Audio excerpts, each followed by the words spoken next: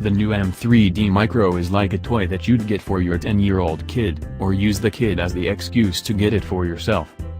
For one, it's affordable, costing just $350. There's a retail version on Amazon that costs $450 that includes filaments and extends the warranty from 3 months to a year. It's not widely available in the UK or Australia, but $350 converts to around £250 or 450 Australian dollars. Not exactly a tiny amount of cash, but in the world of 3D printers, where prices